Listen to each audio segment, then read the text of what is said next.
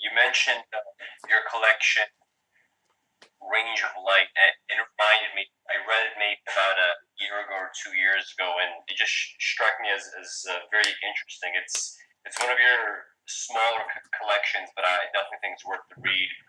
Can you just talk about it in a little more detail?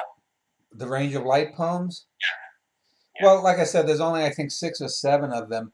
Um, Ansel Adams was, great American photographer. He did mostly black and white of a lot of natural settings.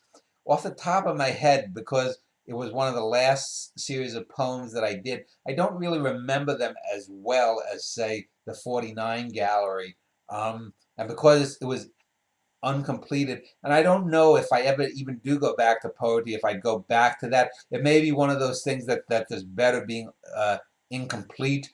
Um, and correspondingly so, I don't even, I mean, I have vague memories of it. So, uh, and for anyone who would say, well, how can you not remember it? Well, like I said, I've written 36. I'm on my 36th book since 2004, prose wise. I've written 1,200 or so essays.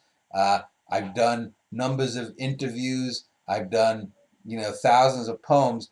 So, there's often times when I'll come across a short story, if I reread it, and I'll say, oh, wow, I forgot I had written that. That's a good paragraph. Or I'll find a poem and I'll go, oh, yeah, I remember I remember that series overall. For example, I just a few months ago I was looking through my poems, and there's a series of poems that that I did about oh a female Hispanic character. I forget the name of the character, even Maria or something.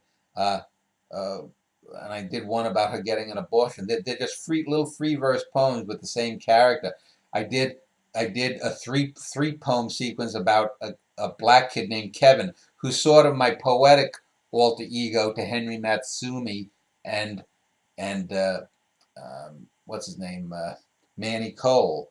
Um, so there are lots of things that just by necessity I'll forget. But if I read those poems, I would have that mnemonic spur that I remember. Oh, I wrote that because blah blah blah. Oh, I remember this. I remember what I was doing, and that's one of the interesting things about art. And it's not answering your question, but one of the interesting things about art is it gives you that mnemonic spur, not only for the artist, but for example, if you read a poem like Archaic Torso of Apollo, or Stopping by Woods on a Snowy Evening, or The House Dog's Grave by Jeffers or something. Those are poems, or maybe something like The Snowman by Wallace Stevens. Those are poems that when you first read them, it's like it's like the Kennedy assassination or 9/11. They have this internal catalyzing effect that you remember what you're doing.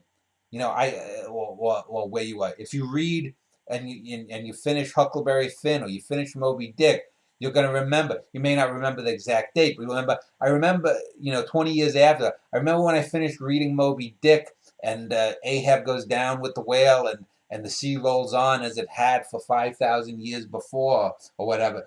You remember the emotion that you have. It puts you back in that emotional state, and in that sense, art provides a kind of immortality because people are brought back to that moment when they first encountered it. It's like the first time you encountered uh, the person you love, or recognized you love that person, or the first time you saw a gorgeous woman, or the first time you went. Let's say if you went to a museum and saw your first Tyrannosaurus Rex.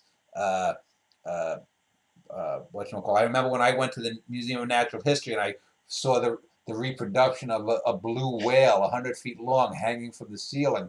I don't know if they still have it in the hall now there, but but I remember the first time I went and I saw that'll always stick with me. There were those things that always stick with you. I remember the first time I went to see a movie in the movie theater. I believe it was Sound of Music, like the fifth anniversary celebration, and there's Julie Andrews singing "The Hills Are Alive," and her face is 40 feet tall. And I just remember as a little 4 or 5-year-old boy just like being in awe of how pretty she was and that beautiful voice of us coming out and dancing in the Alps.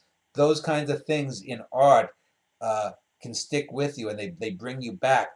But unfortunately, like I said, when you write as much as I do, it's hard to remember every poem or even every little sequence or every character that I ever wrote.